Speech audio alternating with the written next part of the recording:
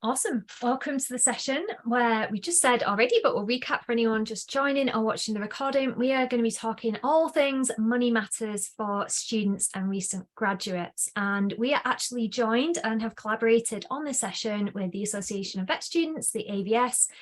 And we've got Charlotte, who is, Charlotte, are you AVS president right now, or are you senior vice president? Confirm again for me.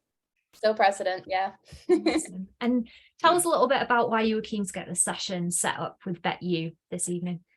Well, I think for especially clinical years, it's very important to know what you want to do with your money, and they don't teach you this at university, at least not where I go to uni. So yeah, it's super important to actually know about the real life and to get some good tips from the people that are actually in the real life that we're going to be joining soon. So yeah. Definitely. And such a good shout. You know what, Charlotte, I graduated coming up for 11 years ago now, and nobody told us this stuff. And I really, really wish if I could go back to myself as a new or recent graduate or at vet school and tell myself these things, what I do to do that. So honestly, we're so pleased to be here, but these are real gems. And so often our community is much bigger than only recent or new graduates or vet students. We've got people of all lengths of qualification, vets, vet nurses, and so many of them say, oh, I wish someone had told me this when I was at vet school. So the fact that you're on here and you're listening to it now puts you absolutely ahead of the game. So let us dive into, while you're all settling in, you can drop in the chat box for us now. Actually, we thought this was a fun one. You've now got a lifetime supply of the last thing that you bought. So drop that into the chat box. Let's make sure we know where it is and we're using it to our full advantage. So drop that in the chat box. I'm going to come to Paul. What is the last thing that you bought? What do you now own a lifetime supply of, dare I ask? That I'll admit to. I think it was gin and tonics was probably the last thing that I bought. Gin and tonics. That sounds good. We've got in the chat donuts as well. Ruth, Charlotte, what do you have lifetimes? Beef sandwiches, amazing. That wasn't mine, unfortunately. Mine was A4 hole punched sheets. How boring is that? Oh my goodness. The way you pockets. Oh gosh, yeah. But I don't want a lifetime supply of that. No, I mean, I'm feeling quite fortunate that I just went to the shop and bought some chocolate before this call. So, I'm smug with my choice, but keep them coming in the chat, everyone. And just know that is where your questions will be landing this evening as well. So we've got loads of time at the end of this session for questions and answers. You submitted tons of them as you registered. So we're going to work our way through some of those. But you guys on the live call will get the priority. So make sure that you're using the chat box, asking the questions, and we will answer them live on the call as well. So now you're familiar with where it is with your beef sandwiches and your donuts and all the things you got lifetime supplies of, we can make sure that we answer you as best. So just before we get into the content, we wanted to introduce ourselves as VetYOU. We are a group of vets, all from different backgrounds, that came together to try and help raise awareness, first of all, of finances, but also introduce veterinary professionals to financial experts and professionals, because all four of us, we've got on there Matt Dobbs, Paul Horwood, who's on the call with you now, who is previous farm vet, has owned and run practices, works as an advisor at one of the corporates, does all sorts of different roles. Paul has been an entrepreneur, he's doing some speaker training in Manchester today, did a little bit of everything. Ebony Escalona, who many of you will also know as a founder of Vet Stay Go Diversify, and myself, Katie Ford, came together because we all know how important it was at various stages in our career to have good, sound, timely financial advice that we wish somebody had told us the minute that we graduated. Paul and Matt were very fortunate that they had people come into vet school, tell them about these things. As those years went by between Paul and Matt graduating, I'm sure Paul won't admit that he thinks it's not been very long, but it was a while. And then Ebony and I graduated. We weren't told anything about this stuff. And just like Charlotte said, at her university, she's not taught about it. We said, right, let's step in and let's empower the profession to be able to look after three pillars. Your health, because if we don't have our health, that really impedes every other area of our life. Our income, so things like income protection, which we're going to come on to, whether we go down the route of things like locum work, accountancy, and finally our future, so pensions, investments, thinking about what do we want to do with this cash that really is our vehicle to take us there as well. And it's not just us, because like we say, we are not financial advisors, we're veterinary surgeons. We've got really diverse backgrounds, but we've connected with some fantastic financial professionals that really do know the industry. One of them is on the call with us this evening. Ruth Downs is a financial advisor that has worked with hundreds of vets and vet nurses. She will make things super understandable. There is no such thing as a stupid question, so make sure that you ask them. I can see we've got a few people just starting to ask questions in the chat box already. And just so you know, because someone's asked, is this going to be recorded? Yes, it is. And you will get this to your inbox afterwards, so you can rewatch them. And if there's any other snippets of information that you want to take. So yes, going back to Ruth, we have Ruth on the call. She's financial advisor experienced in our profession, and she's here to answer our questions. Right, Ruth? That is true. Yes, I'm just typing away in the chat box, but yes, it's a pleasure to be here. Thank you for having me. And like you said, absolutely no such thing as a silly question. So please, if you're thinking it, ask it. We are coming on to protection tonight as well, so I'll definitely cover that, along with many other things. So yeah, I've seen, I think it's near about 400 vet professionals now within the industry, so quite a few. So I'm well versed in the challenges that you face, and yeah, how we can help with that. Yeah, amazing. And we're very aware that everyone on this call is probably at slightly different stages of career. We've got some students, we might have some mature students, we might have new or recent graduates, and perhaps there's a couple of you that have popped on for a financial refresher as well. So just knowing that too is just please do ask questions that are specific to you. Some of these things you might think, oh, it's not that relevant to me yet. Keep it on your radar. The other thing that we have collaborated in the past with the AVS on is an event called Your First 100 Days in Practice, where myself, Ebony, Paul and Matt are joined by Ruth, and we talk through those first 100 days. So again, we're talking about some of these things that we talk about tonight. We're talking about contracts, we're talking about pay slips, we're talking about salaries and packages. And actually keep on till the end of this call, because we have a fantastic resource for you where you can actually just catch up on some of those previous sessions and pretty much have any financial question that you have answered, because we have tons of information for students and recent graduates. So make sure you hang on till the end so we can tell you all about that too. But what are we going to be covering this evening? Let's have a quick run through what our evening is going to look like. I'm going to start with opening up some conversations around finances. Charlotte already so rightly said we don't talk about this stuff enough. We all feel like we're the one that doesn't know enough about it, or we should just wait until we learn a little bit more. That is why we're joined by Ruth this evening, who knows her stuff, and as well as Paul, who is an experienced employer and knows huge amounts about contract salaries, and he will be a fantastic source of information for us as well. And I will be guiding you along the way, asking the questions that you want to ask too. Then we're going to talk about creating a solid financial foundation, the things that you can start doing as a student now that are going to set you in good stead for the point where you do graduate and you head off into the wider world. And it's a good reminder for anyone that's on here that has recently graduated, because you know what, these are good habits to get into now versus 10, 20 years down the line, when actually we can't benefit quite as much from wonderful things like compound interest, which we'll explain at some point further down the line. I'm going to do a couple of money saving tips and tricks and signposts to where you can find more information on these things. Knowing who can help you is a massive one. Actually, there are tons of resources and people out there like Ruth that really do want to help and support you. So whether you're a student or a new or recent graduate, we're going to signpost some of those places that you might not have thought to look. I'm going to talk about post-graduation finances. So what are the things that you need to have on your radar to set yourself up for success, put yourself ahead of the game so that you can get that sorted when you graduate and you don't end up learning from the lessons that many of us did, where you say, oh, I wish I'd known this when I graduated, not 5 or 6 years down the line. Then we're going to have time for plenty of questions and answers, which is the most important thing for you, because this is your opportunity to ask Ruth as a financial professional, ask Paul, ask myself in this call. So let's head into it. The first thing that we just wanted to say is money a bit of a taboo? So let's call out the elephant in the room. And Ruth, as a financial advisor that is speaking to vets, vet nurses, just about to graduate vets, recently graduated vets. What are your findings really in terms of like people's worries about talking about money, and what are the common themes that come up?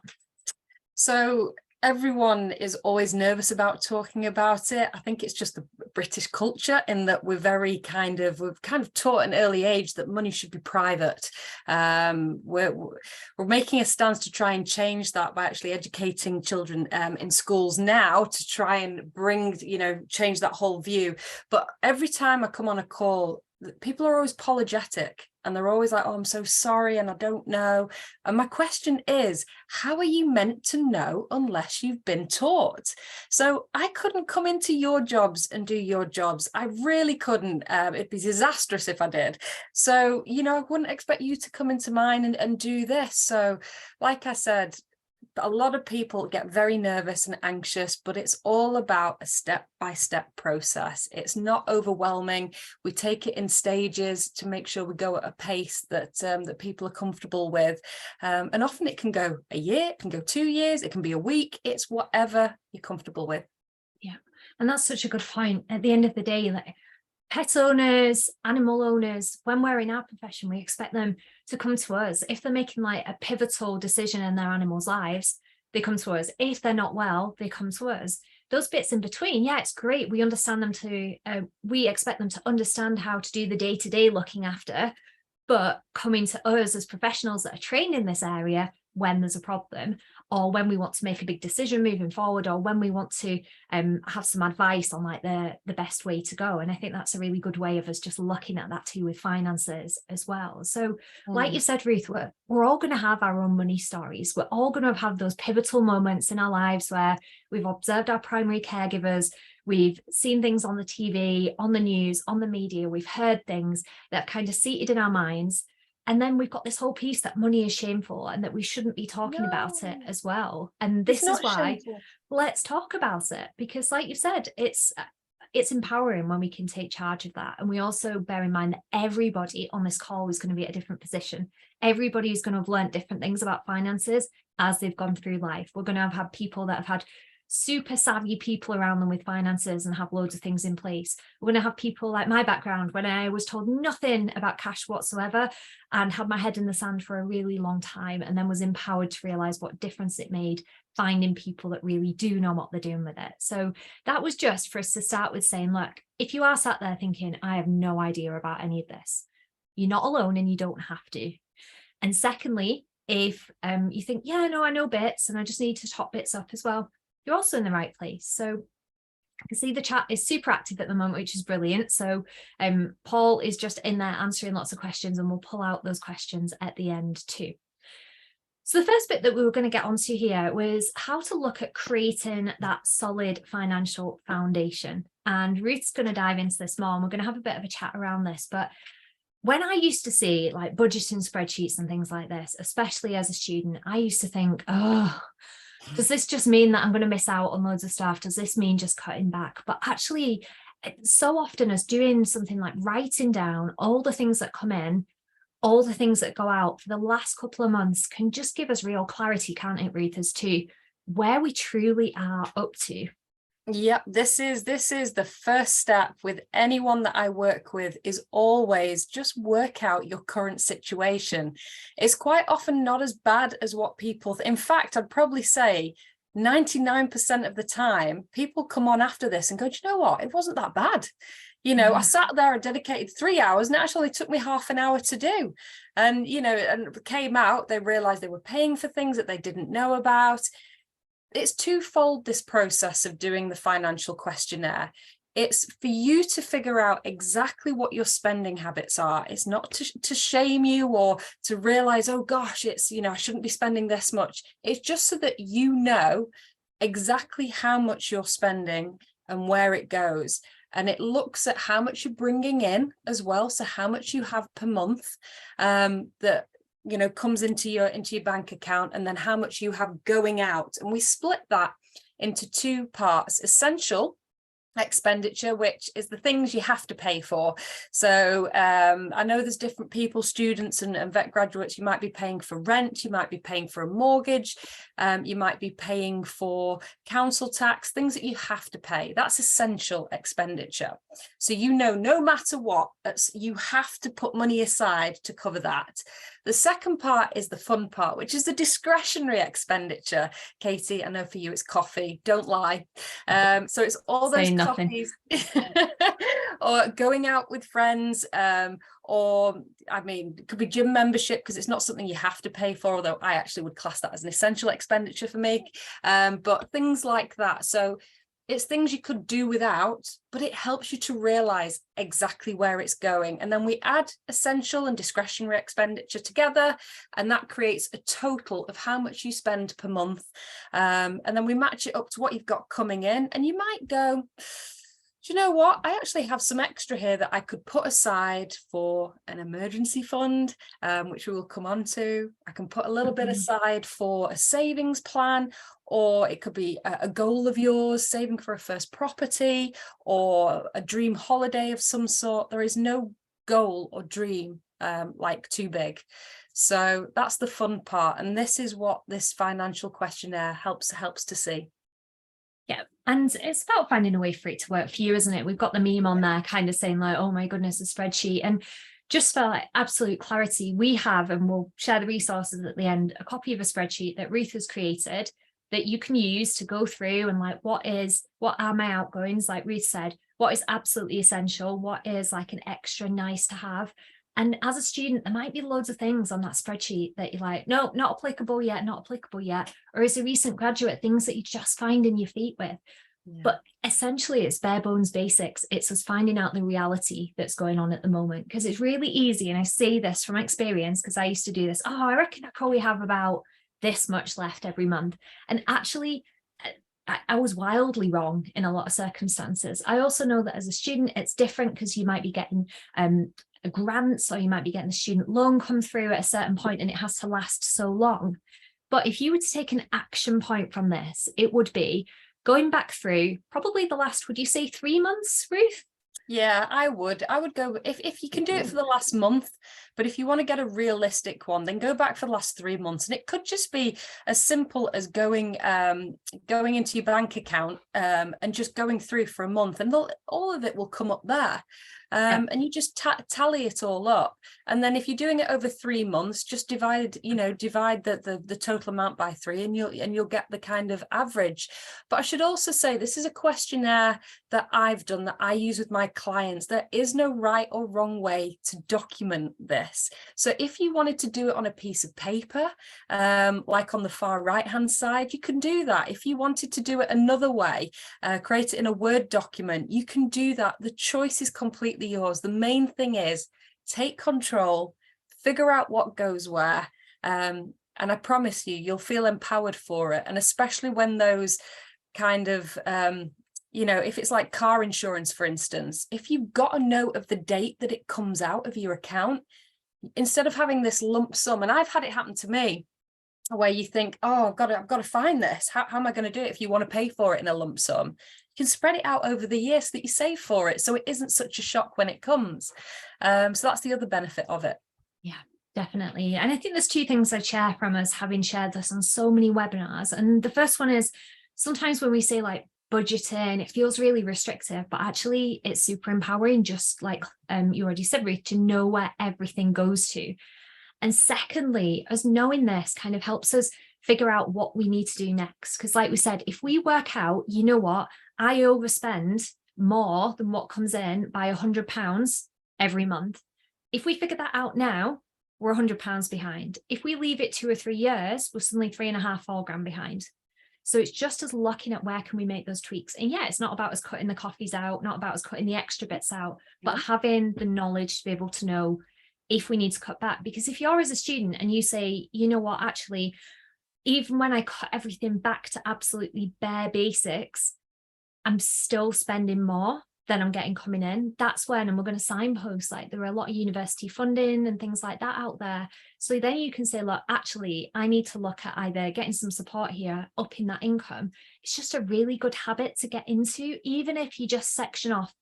Like it takes me about half an hour a month to go through my online banking and just put it into little sections that work for me and say, oh, okay, that's about what I've always spent. Oh, you know what, that went up because actually, yeah, the car insurance went out. I know I'm going to put a little bit more in for that. So definitely just bank this one, take it. We'll share the resources at the end so that you can use the spreadsheet that will explain just how to go through this process. There are loads of apps out there. It's finding a way for it to work for you, because I'll tell you now, as a vet, I put my head in the sand probably for the first 5 or 6 years, and I really, really regret it. And I get it, it can feel uncomfortable, but learn from my lessons and just take the bull by the horns from the beginning.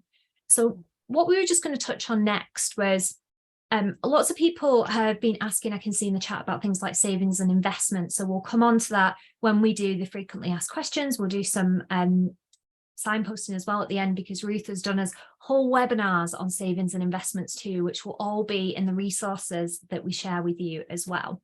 When we talk about saving here, we're thinking about kind of cutting back on our spending, essentially, because we know that at the moment we're getting a lot on the news about the cost of living crisis. We know that the price of our gas and electric has gone up. We know that the inflation has taken the prices of loads of things up as well. And I'm sure that many of you, regardless of whether you're a recent grad student, a mature student, have probably felt that in your pockets as well. I know I certainly have. I'm sure Ruth and Charlotte and Paul probably have done as well on here. So when we're talking about money saving tips and tricks, it's almost like a saying, okay, when I've gone and done that financial questionnaire, is it that I could cut back my expenditure? And like Ruth was saying, not the essential stuff, but the things that maybe we could say, you know what, is there a way that I could save that? So some really amazing signposting. Many of these you've probably heard of before.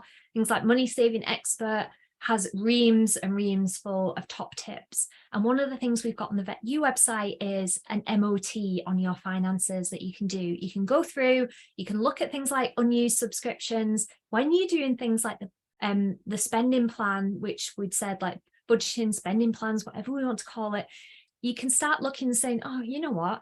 I didn't realize I was still paying for that. And catch these things. When you catch them early, we've caught 12 months worth of it quite often.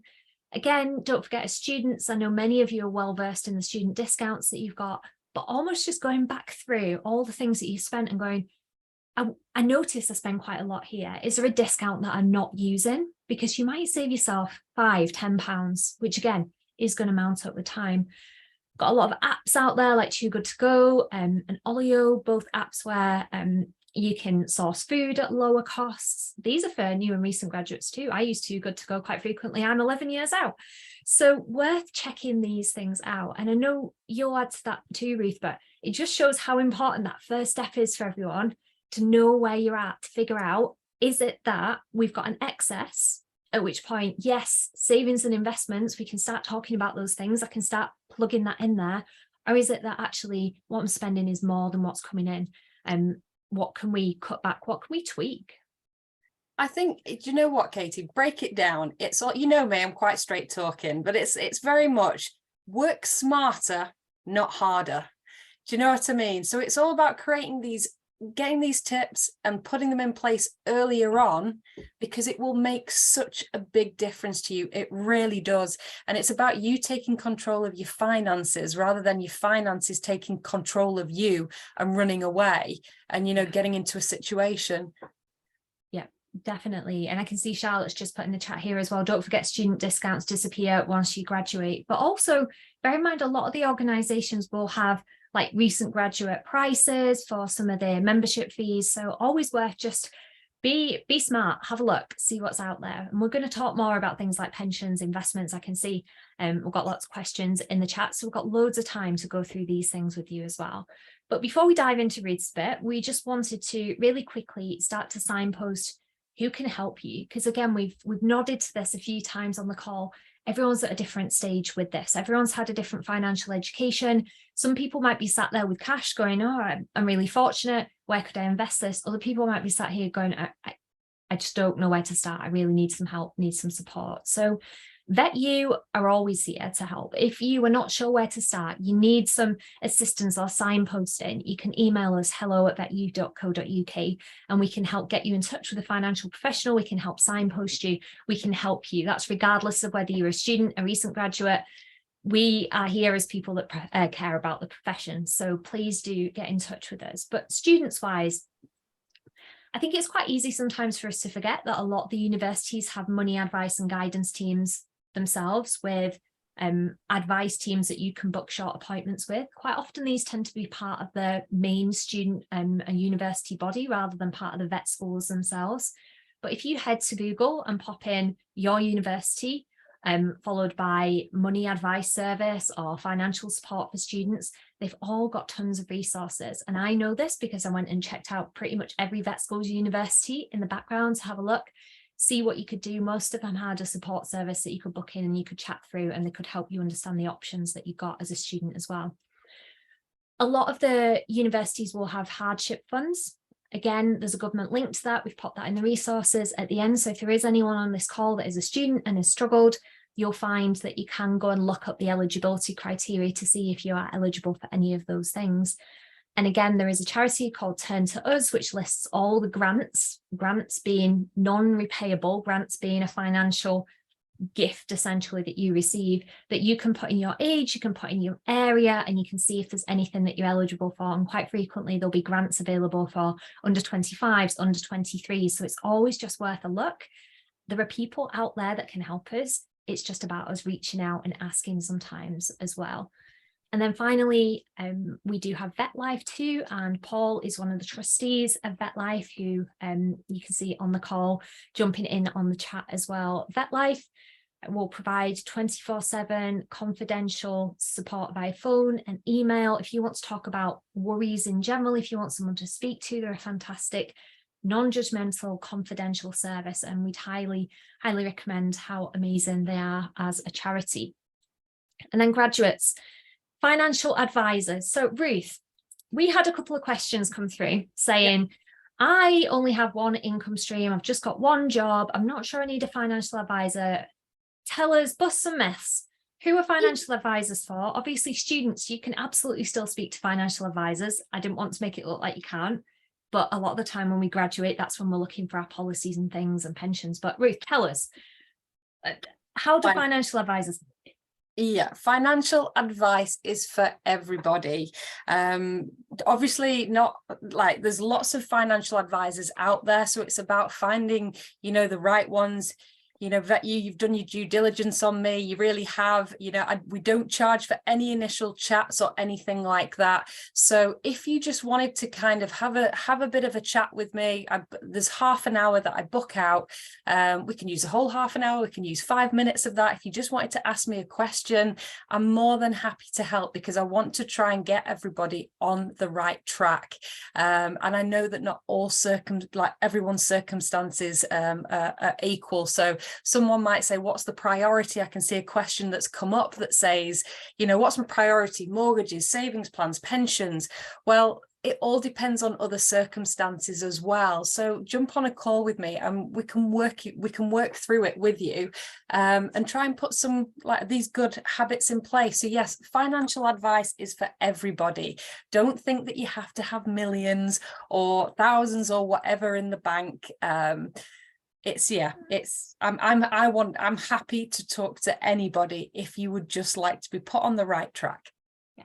And if you were to list the kind of products, services that financial advisors for, because quite often we get people that come to VetYOU that are like, oh, I need help with my tax return. And we'll explain in a minute that that's more accountants than financial advisors. But absolutely, but don't worry if you come to me and you say, oh, about this tax and you got a tax question.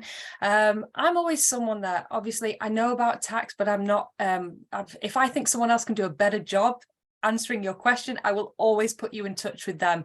An accountant is definitely someone that you should need to speak to for any kind of tax queries. But I do, so what can I help with? Mortgages, I do later life care, not for anyone on here, equity release, pensions, so saving, later life retirement planning, savings plans, so stocks and shares, ISAs, lots of other types of investments as well, and all kinds of protection as well, from income protection, critical illness, life assurance. There's lots that I do cover. And if I don't do it, I will 100% know someone who does. You will. So I'm just having a quick look in the chat. A very important point has come up before I come on to another question on the front of financial advisors. Is vet life only for qualified vets, or can vet students seek help here? Vet students, I know we've got Paul on here as well. Vet students can absolutely call, have a listening ear. There is financial support that's for qualified vets and vet nurses. But Paul, do you want to just explain? Students can absolutely use vet life. Yes, but with a slight nuance. So absolutely, there's a few things that VetLife does. We have the amazing 24/7 phone line. So and this is not just aimed at people who are really, really under pressure. This is any reason, anxiety, worry, you just want to chat 24/7, anonymously. The way we set it up, anonymously, you can get in touch with us by text or by phone and chat with someone who is from the veterinary community. So they probably have a rough understanding or an idea of the pressures you're under, just to have a natter. And from that phone call, you can then be signposted to other places if that's relevant and if that's what you'd like. We also have the ability to offer, unfortunately, the mental health support across the country by the NHS is a little bit postcode dependent. We can support you if things are going really badly, to get you medical support, psychological support very, very quickly, if that's what's required. And then the final tier that we have is the financial support,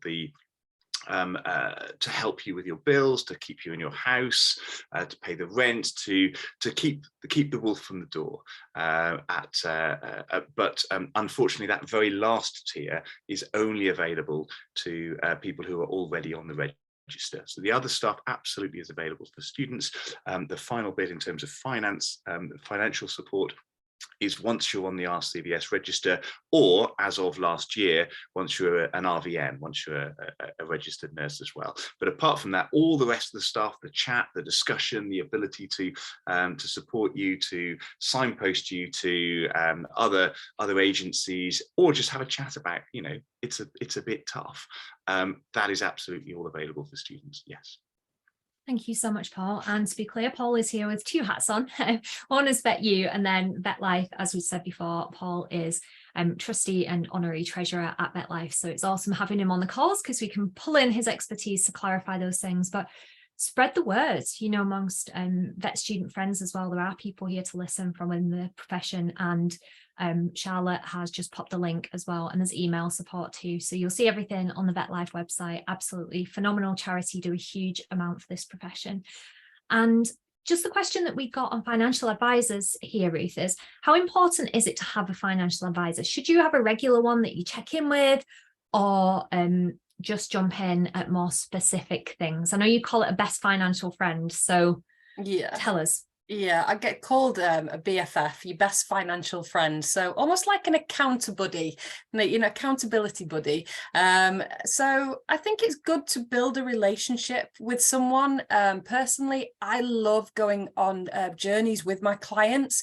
So they come to me maybe when they're vet students, and then they graduate, and then they just go to a different job, and then eventually might set up their own practice or do something. And I go on that journey with them. And I know their circumstances, I know where they're at. So I think it is good to start with a financial advisor early on to get you into a good, healthy habit. Now, I aim to meet with my clients at least annually to have a review, to see what's changed, circumstances. And that's the commitment that I give to the people I work with. Of course, they can contact me at any point during the year. But I guess, who else would you go to if you did have a financial question? Would you want to keep going to somebody different each time? You wouldn't be sure if they would charge or if they wouldn't. Like I've said, all initial chats that I have with my clients are complimentary because I want to help set them up on the right track. So yes, I think it is good to start off sooner rather than later to get someone to help you on your journey and put you on the right path.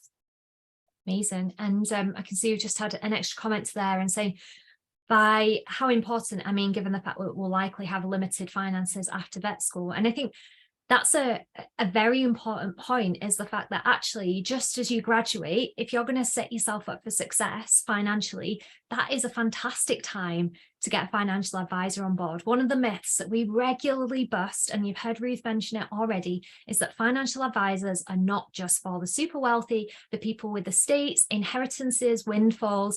Actually, when we talk, going right back to the budgeting piece, if we know that we're getting very limited amounts come in, actually going to a financial advisor and figuring out, okay, am I protected? If something happens to me, how can I ensure that that amount, or at least some of that to cover the bills, is going to come in? Ruth's going to go on to income protection, but having someone sit down with you, she said already, those first calls are complimentary. You're never going to get an unexpected bill from Ruth. She's always going to tell you, this is going to cost this much at this point. Those first chats you can jump on. I'd honestly implore you, if you've graduated and you haven't spoken to a financial advisor yet, or you're due to graduate, get yourself booked in when you graduate and be like, right, I'm going to start off on a good footing. Doesn't mean that you have to spend your first paycheck on all sorts of bits like this. You can go wild, go and spend it on whatever you want, and then make sure you set up for success moving forward. So get yourselves booked in with Ruth. We can show you how to do that shortly.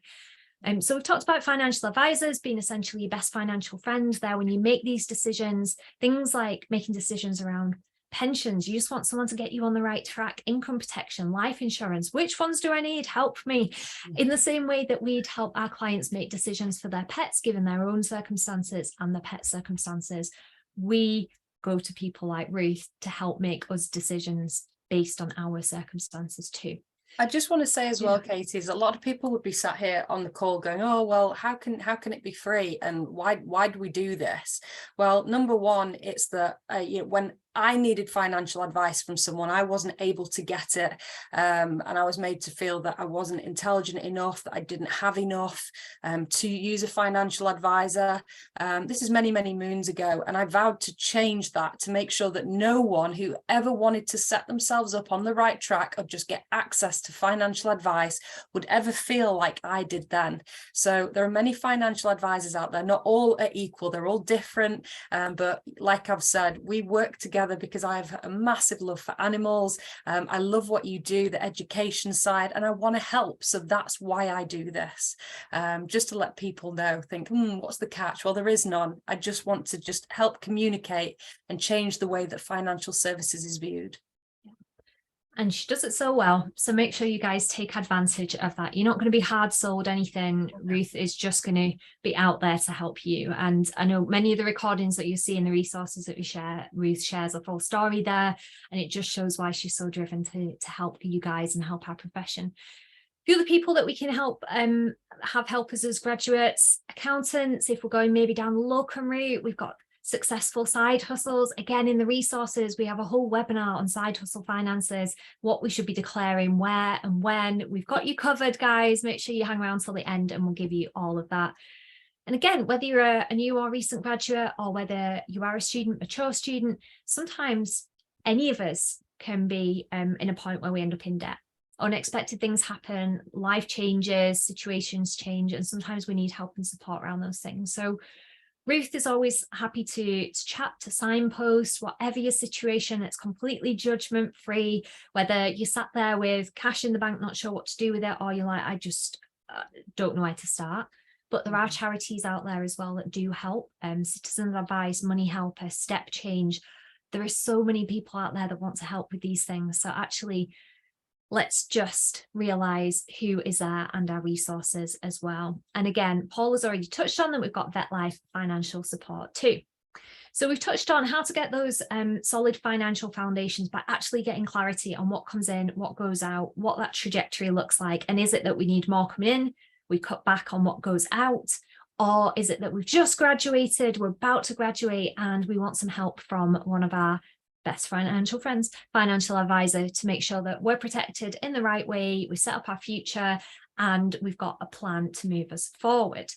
But Ruth is going to talk to us a little bit about some of the topics that have been coming up in the chat. So we're going to start having a quick dive into income protections, rainy day funds, pensions, and then we're going to answer all of your questions because they've been rolling in. So we've been really pleased to work with Ruth over the last just over a year. She's worked with hundreds of vets and vet nurses. She understands our profession, like we've said already.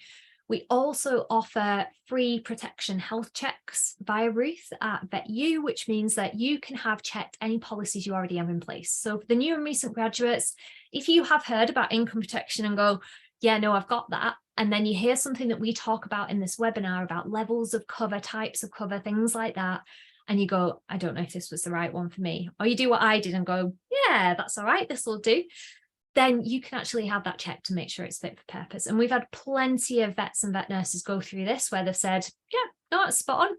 You got it. It's not just an excuse to sell you a new policy. So if that's something that you're interested in, if you are one of the new or recent graduates that maybe sat there going, that's probably me, again, book a call with Ruth, drop us an email, we can make that happen and you can have that peace of mind. So Ruth, do you want to talk through a little bit about financial considerations after graduation? Then let's dive into some questions because plenty of people want to know more about savings and investments. I know you're going to tell us a little bit about who you work for, just so people's peace of mind.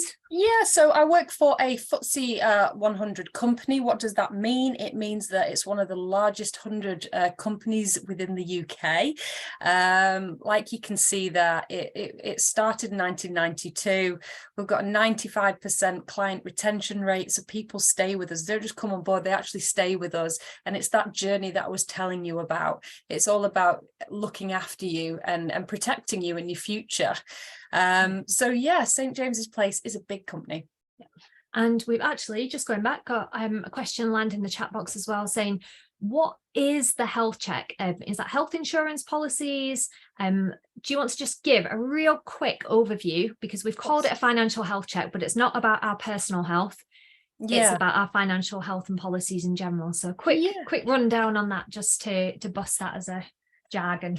So some people might have, or have had income protection taken out with like a provider. You've just kind of might have gone online and just pick something up.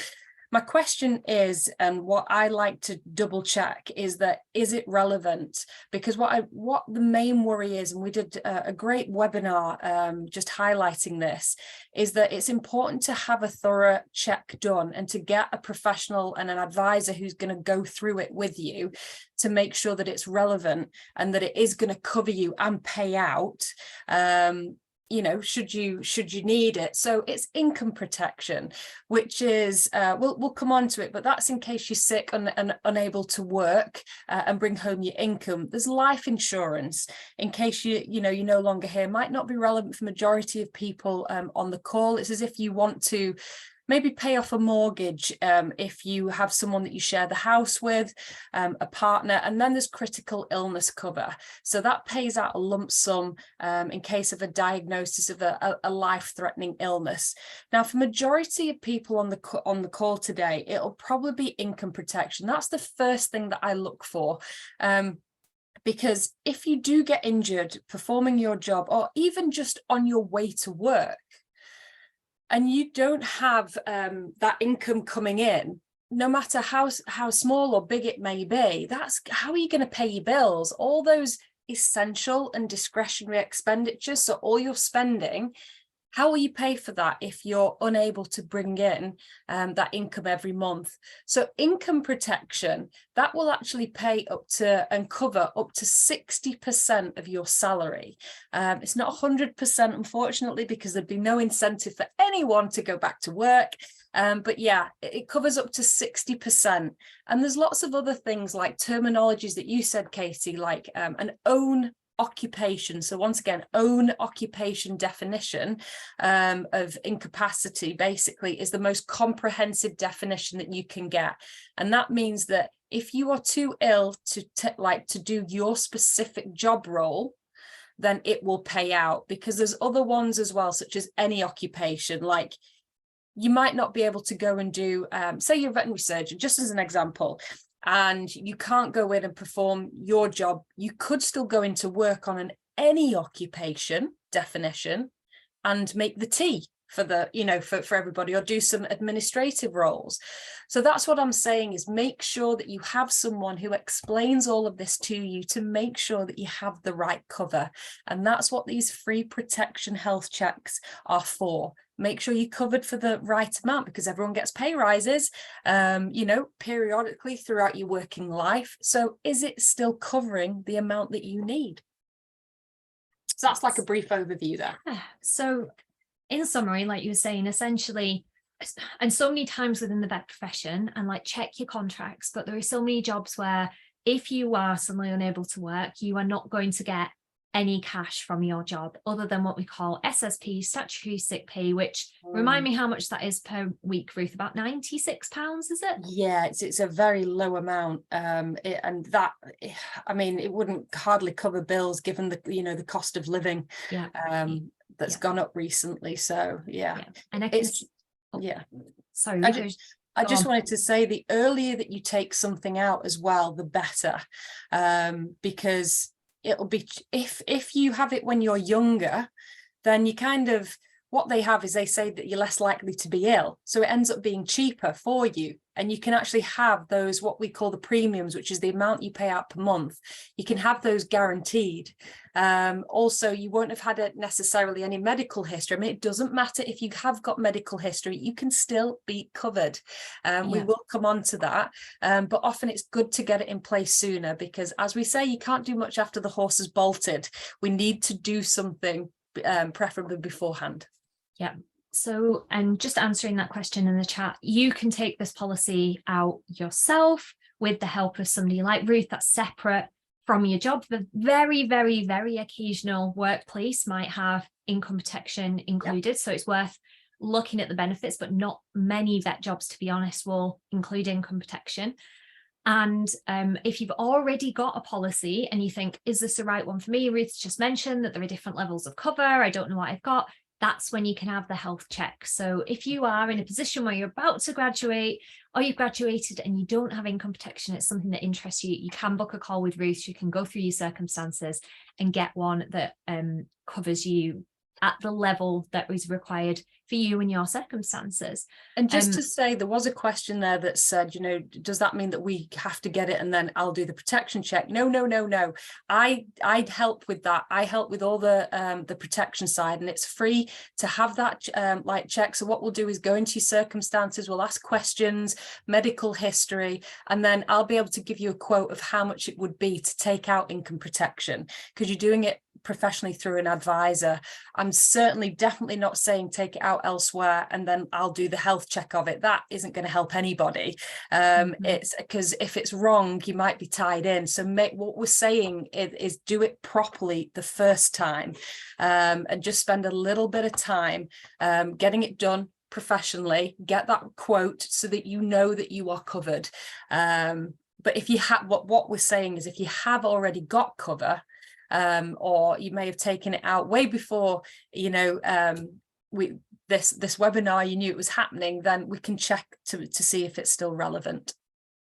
Yeah, definitely. And again, all of us know stories within the profession or colleagues that we know that have been kicked by horses at stable yards, kicked, crushed in the crush. They've ended up even an infected cat by all sorts. Like Ruth said, bump the car on the way to work, trip over in the woods, break our wrist, and quite quickly we then end up in a position where we can't work. And this isn't to scare people, but actually to realize this is a reality of what we do. So having that protection policy in place means you've got that peace of mind that if something does happen, because I know, putting myself back to that position as a student, I was like, I'll be all right. You know, when I first graduated, I went back home for a bit.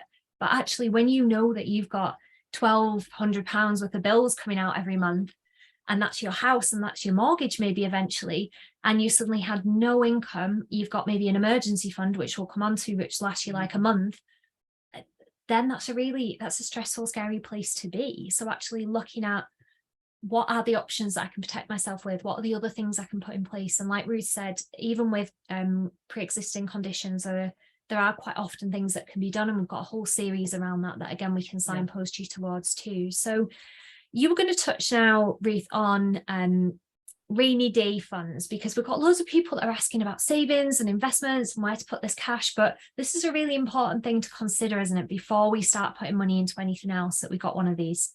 Absolutely. Absolutely. I actually refuse to set up any saving plans for my clients until they have some form of rainy day fund. Yes, I do know it's got many names that I can't mention necessarily on here. The one I use is emergency fund. So what that means is that if something sudden happens, so your car might break down, or you might need, something urgently. If you do have a property, if your boiler goes, which is what that picture of me is on the far left, which when I was that person on the 1st of January, my boiler broke down. I couldn't believe it. And I just was so cold for days and days. And I thought, I just was like, okay, I'm just going to use my emergency fund. I'm going to get a new boiler in place. And I was so thankful that it was there that I could do that. So it is very important to have some form of spare money set aside in an easily accessible account, because that's the whole point of an emergency fund. You can access it quickly. If you are renting, I say roughly try and have about 2 months of your total expenditure in a spare fund, like emergency fund. If you have a property, then I would say have about 3 times your kind of bills in a spare fund. It has to be easily accessible. But then, if we jump on a call, I can figure out what would be right for you, because at the same point, I don't want too much right now because of the rate of inflation. So the rate that goods are going up per year. But more than happy to have a chat with anyone about it. Amazing. And then we've had lots of questions about pensions. And why should we bother thinking about them now? If you're in vet school, if you've just graduated, it feels like it could be like a next year thing. How do I even get one? Do I have to go and sign up somewhere? Do I have to sort a pension out? Will work give me one? That job advert says it includes a pension. Like, demystify these a bit. Yeah, so I mean, some of these pictures, they upset me, like that man that's working in the supermarket. Good on him, 94 years old. But when I was researching this and I was going through kind of this presentation, there were some things about people that haven't saved and have left it too late to retire, like the top left, the people who are fast asleep. I'm sure people have seen that picture before. Or someone who, can't afford to put the heat on. It's really important to start thinking about a pension sooner rather than later. It is a long-term savings plan, and it's to help you to be able to go, do you know what? I want to give up work, and what it will do is give you some form of income to live off for the rest of your life. And if you think that you can retire at the age of, say, 58, we'll come on to it, but it's, will you have enough money to live off until you're whatever age it might be, 85, 95, 105, which we'll come on to, because the 100-year life is something that we're all got to prepare for. But how pensions work is, you can see on there, it says to invest £100 into a pension. The tax relief that you get, the government want to reward you if you make a personal contribution to your pension. So if you wanted to put £100 into a pension and you are a basic rate taxpayer, which means you earn less than, let's just round it to £50,000 a year, then you're going to be a basic rate taxpayer. You only need to pay £80 into a pension, because the government will go, thank you very much, we're going to give you an extra 20, so you'll end up with 100. Obviously, higher rate taxpayers, it works slightly different. They need to pay 80 to get an extra 40. An additional rate, it's 55 to get a tax relief of 45. Because of the amount of tax you pay. So it is important to start saving early because of a wonderful thing called compound interest, which we'll come on to. So in terms of like absolute bare basics, because like coming back to you, I think sitting there as a student as well, I'd be like, right, okay, work says it includes a pension. Is that going to be enough? Do I know that's going to be enough? Do I automatically get enrolled into that? Or do I need to come to a financial advisor and them set a pension up for me? Because it's great. I realize like taxes and things like that are going to start to make more sense if that's something that you haven't had a huge lot to do with. Bear in mind that some of you are mature students, have had a life before vet school too, so you'll be au fait with taxes. But what happens? They auto sign up and they come to you. Like, how do people get started with that?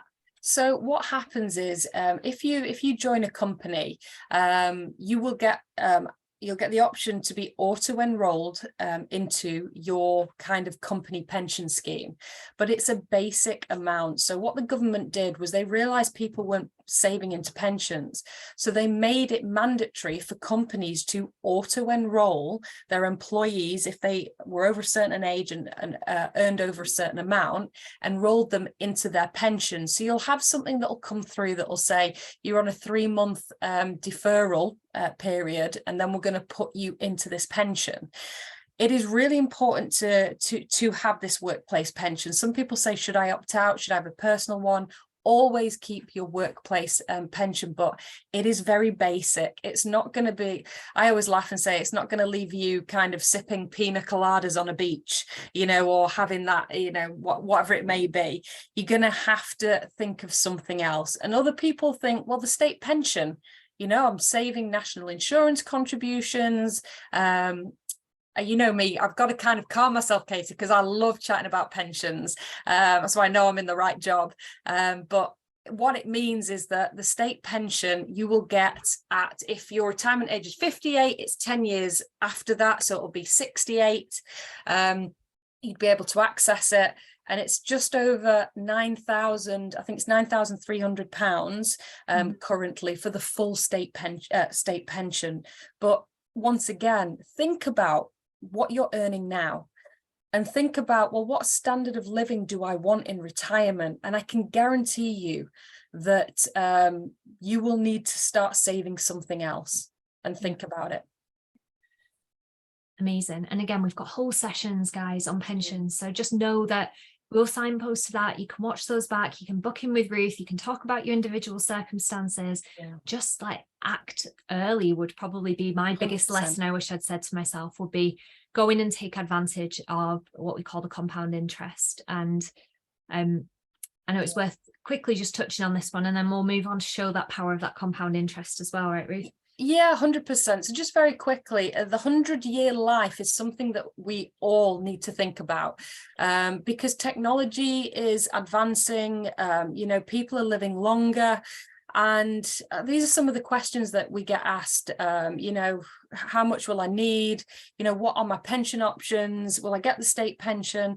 But if you look at the ladder just very quickly, if you were born in 1997, that means that you're expected to live till 99 years old. And if you're born in 2007, you're expected to live to 103. And if retirement age is 58, like I've said, would you be able to live for another, or afford to pay yourself for another 45 years potentially? That's like a whole working life. And that's something that people don't appreciate. So that's why it's important to start early. Yeah. And this slide, this next one, always blows my mind when you explain this. And this, if there's one thing to switch back on for right now with regards to pensions, it will be looking at this graph. I love it. It's this is one of my favorite ones because it explains it beautifully. So Daisy put £200 per month at the age of 25 years old. So she put a total at the orange line, as you can see, of £96,000. Now Ken, just beneath her, he actually paid in the same amount, because he doubled his payments and thought, oh, I could make it up, and started at 45. So as you can see, he still put £96,000 in. But because Daisy started earlier, she was able to take advantage of something called compound interest. So the interest rolls up and rolls up and rolls up and grows and grows and grows. So if you invest let's say £10, then tomorrow it might be £10.50.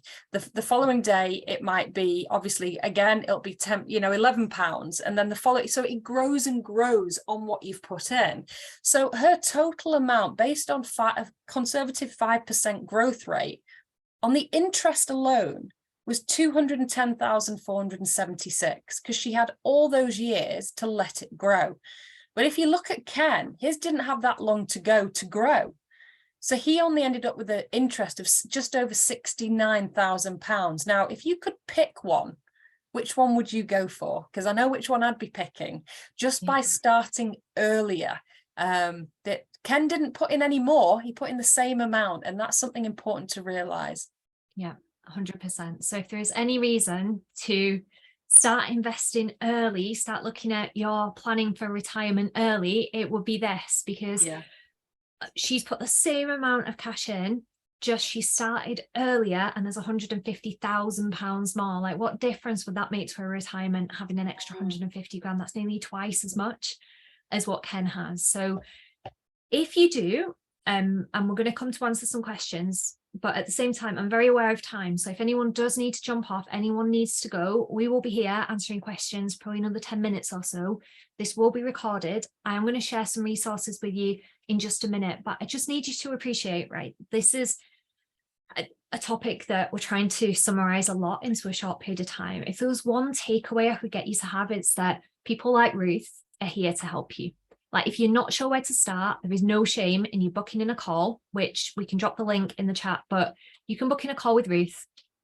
You can talk about your circumstances, and she can help offer some suggestions. She's not going to tell you what to do, but she's going to say, look, okay, I'd probably look at prioritizing this. This is what that would look like. What do you think? Here are the reasons for it. You can ask all the questions. It's a safe space. She's kind. She's not going to make you feel stupid. Same goes if you just don't know where to start whatsoever. hello@vetyou.co.uk. You're not taught this stuff, but it doesn't mean you can't do it. And again, I can see we've got lots of questions around like money saving tips and things like that. Again, I've got a fantastic resource that you're going to find really helpful in just a second. So I am going to drop in the chat box just here, so that if you did want to book in with Ruth, you can go through Calendly, pick a time that suits you. It will book you a call in with Ruth. She will then get you on the phone, do Zoom, whatever way works for you, sort that out with you and talk through those first steps. So there are people to help you here with this. And again, start early on pensions, protect your income, and make sure that you just check out these resources that we're going to share. So we're going to come back to the Q&A in a second. I'm just aware of people and their time. So I just want to show you, we at VetYOU have created you an absolutely fantastic resource, which I'm going to show you in just a second, and then we'll jump to the questions, which I'm going to pop in the chat box for you now. You have all submitted fantastic questions all around things like savings and investments, saving for properties. What should I look for in my first job? What should I look for in a contract? How do I negotiate my salary? What do I need from income protection? Can I still get income protection when I've got chronic illness?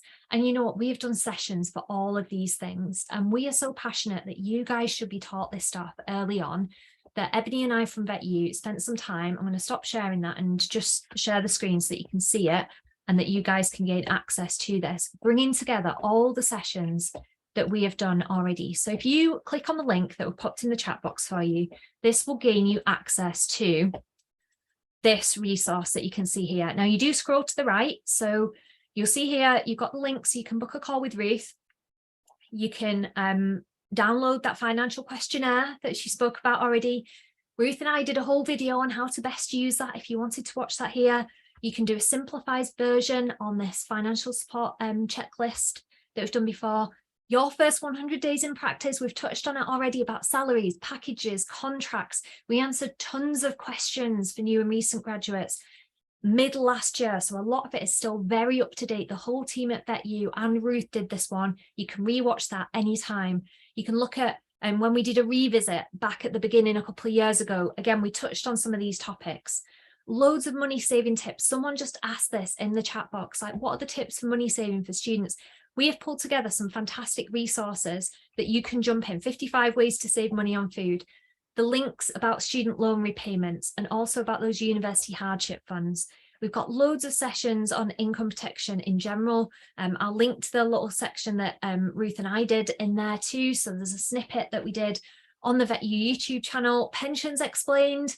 Went into pensions in more detail. There's a whole session again on pensions. You've got tons here. Paul, that has just had to jump off, did an hour on how to negotiate your salary, where it showed that if you get that first negotiation solid, you can save yourself up to £250,000. You can earn that amount more in your whole career, which is just mind blowing. We've deconstructed pay slips. We've told you about the SPIV salary, where you can benchmark what the current salaries are around the country. We have looked at best things that we've done with our first paycheck.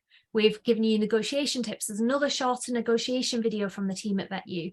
Sessions on money mindset, community stories, side hustle finances, mortgages, buying a property. Ruth and I talk about how to set yourself up for property purchase, other protection policies, critical illness cover, finances and chronic health. There's 3 whole videos that you can look through here, busting some of those myths.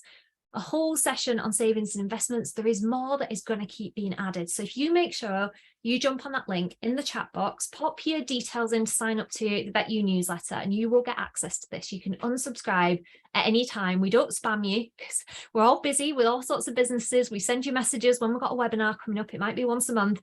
It's not much more than that. You're not going to get spammy messages every day. But there's loads. We could go on forever. You can click from here. You can go onto the YouTube channel where you can find tons and tons of resources. And like we said, our email address is always there. So you have resources galore available to you on there, and you can get to that by using the link in the chat box, like we say, which is the bit.ly link, the VetYOU resource bank. Anyone catching up on the recording, you can see this and you can get hold of any of these. So you can arm yourself, whether you've just graduated, you're about to graduate, you're in 3rd or 4th year, 1st year even, and you want to put yourself ahead of the game. We've spent hours creating the resources in here, and we wanted to gift it to you because we wish we'd all been told this. So take advantage of that. Make sure that you check it out, because there's nearly every question that we've had submitted is answered in here somewhere. So let us head back to our session again. So we've got a couple of questions. Have you got time still, Ruth, for us to do a couple of those? Yeah, let's go for it. I think we've answered a lot of them, but please do add any more in the chat box and we'll get through as many as we can do. We'll get that back up on the screen. So let me see. Here we are. So the questions that we'd got.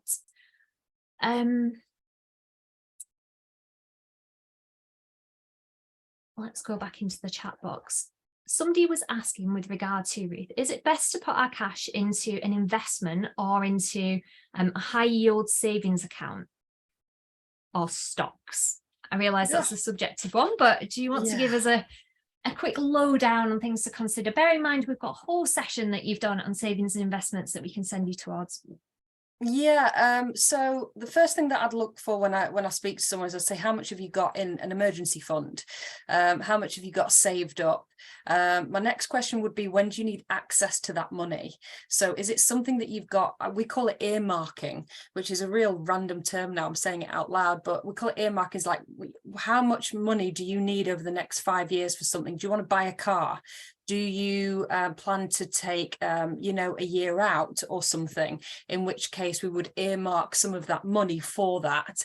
And only then would I have a look, because if you did need access to the money in the next, say, 3 to 5 years, I'd be saying maybe put it in like a high yield interest account. If you didn't need access to it, then let's get it doing something and working hard to try and beat inflation, because like inflation is phenomenally high at the minute. So we need to make sure that whatever spend money you have is working hard for you.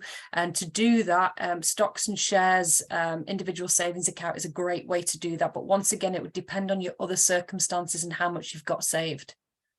Amazing. Thank you, Ruth. So our next question, and again, from those resources that we've sent you, the Your First 100 Days in Practice recording webinar is a fantastic place to start for this one. But what would be your checklist for new graduates, please, as in the things to get done and organised in the first few months of practice? So first thing, go back and watch that webinar. Second thing, Ruth, what would be your top tip as a financial advisor? So mine would be, what benefits is your company offering? Because quite often that's a question that a lot of people I come on the calls with don't know.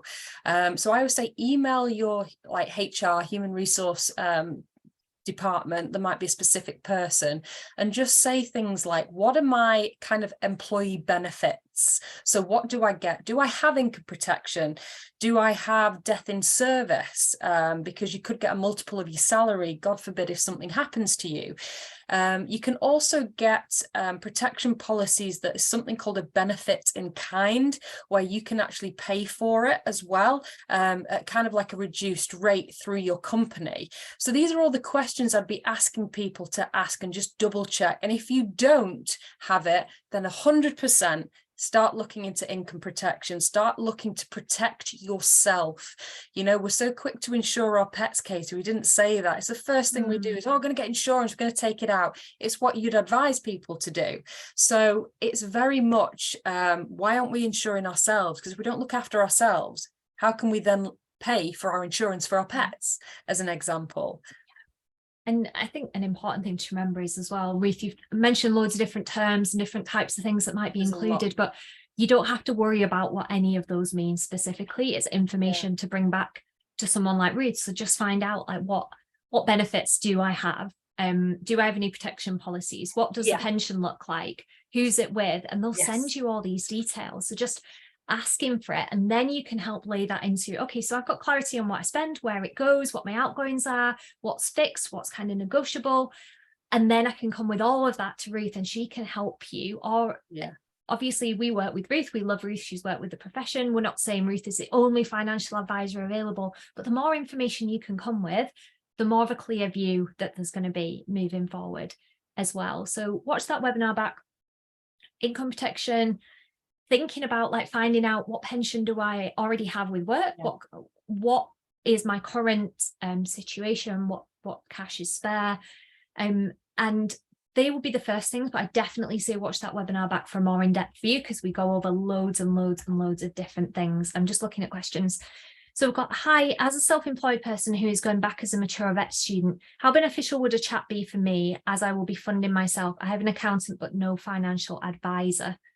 So once again, your accountant will look from your tax perspective, but I doubt that they will do any kind of forecasting for you or earmarking of looking at how much you've got and where, and then making sure that we allocate a certain amount for your, you know, for the funding, if you're going back. So it's not just looking at you. A financial advisor won't necessarily just look at one aspect. We look at all aspects: your protection, your pension, your savings. Have you set yourself up so that, you know, you have an emergency fund to protect yourself?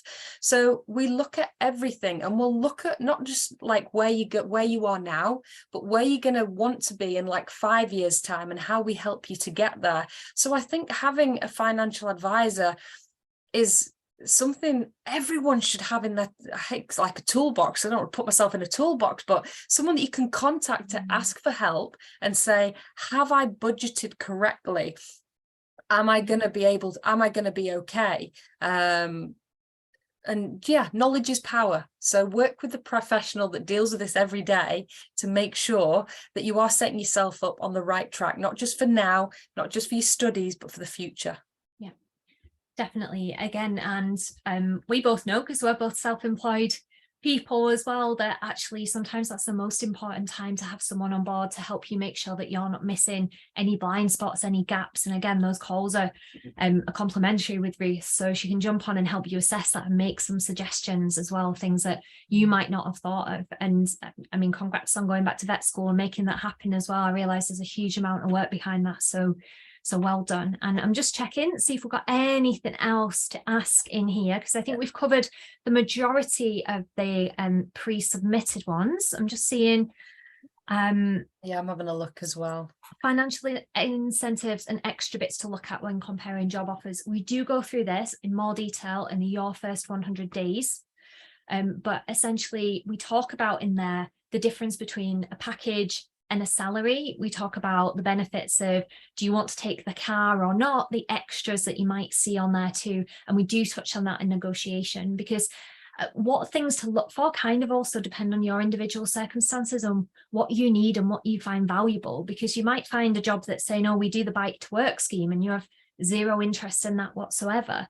But equally, now that you can watch some of these sessions and they say, oh, there's a salary sacrifice pension scheme, and you watch the pension session, you might go, oh, actually, that's really interesting. That's something that I would be interested in. So we do we touch on all of those things in more detail for you. I don't want to do them a disservice by just glossing over them now. I just say all of you, you're more than welcome to revisit that at any point as well. Should we just say, if anyone has any questions, you're brave enough to come on. Hopefully, you know, we're nice and friendly, and you just want to ask before we kind of close tonight, please feel free to do that, and ask a question, or you can save it for another time. Yeah, or still drop them in the chat for us too. We can probably have time for one more question. And in fact, while we're doing that, I would love it if you would share in the chat box either one action that you're going to take as a result of being on here, or what has been your take-home message from this. Because you know what, it's all well and good as just listening to it, but don't forget, you can absolutely book a call with Ruth, or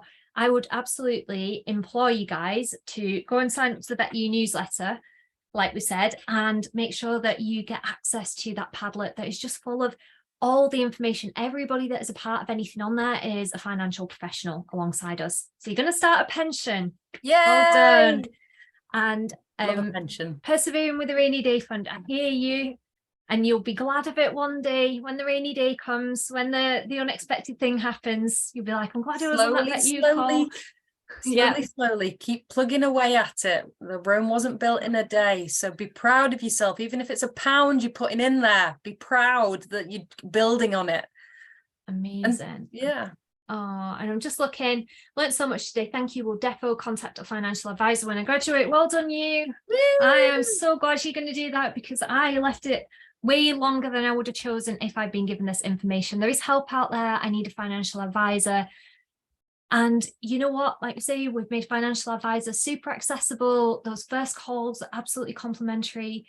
Ruth is not going to send you an unexpected bill. You can drop us questions, hello@vetyou.co.uk. It's Paul that spoke about VetLife that fields those emails and will help either direct you to Ruth, or it might be that it's an accountant, or it might be that there are other services and people that we can direct you to as well. So we'd love you sharing there. And I am just going to whiz through there. So don't forget to join our newsletter and nab your access to your new grad and student guide, because that is a ton of information that if you action everything in there, look, Daisy ended up with £150,000 more. There's evidence in there as well that if you negotiate that first salary well, you can end up gaining yourself up to £250,000. This guide is worth £400,000 minimum. So make sure that you go and check it out, everybody. 100%. I can see we'll definitely start a budgeting spreadsheet. Yes.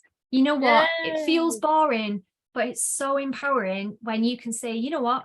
I'm having this coffee and I'm enjoying it because it's part of my spending plan and I do not care. Yeah.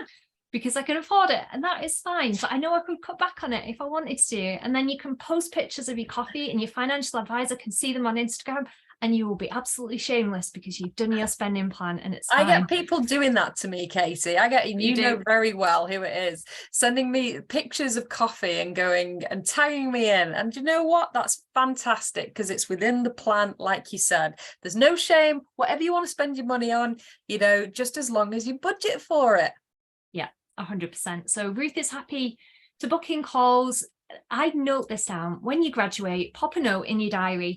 When you're about to get that first job, jump in. There's enough things to take in when you first graduate. There's all sorts of things to think about. And it's really easy for finances to become the one right at the bottom of the list that you deal with when you're 3, 4, 5, 6, 7, 8, 9, 10 years out.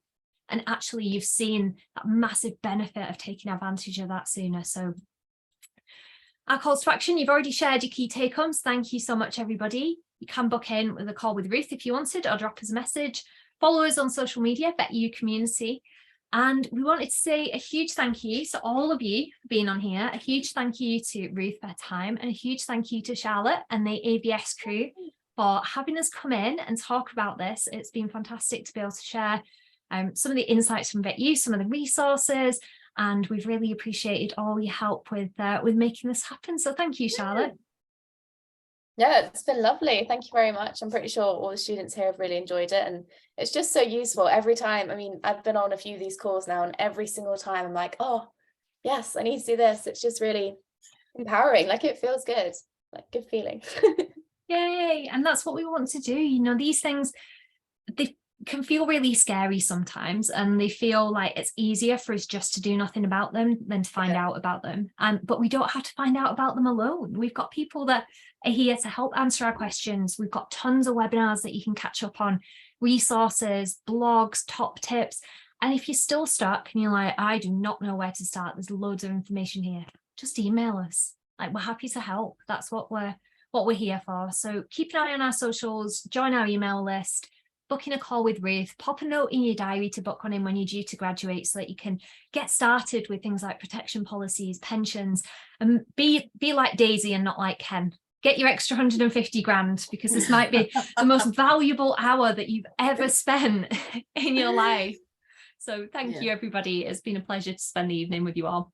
Yeah, thank you, guys. Thank you, everyone, for coming on. Thanks, everybody.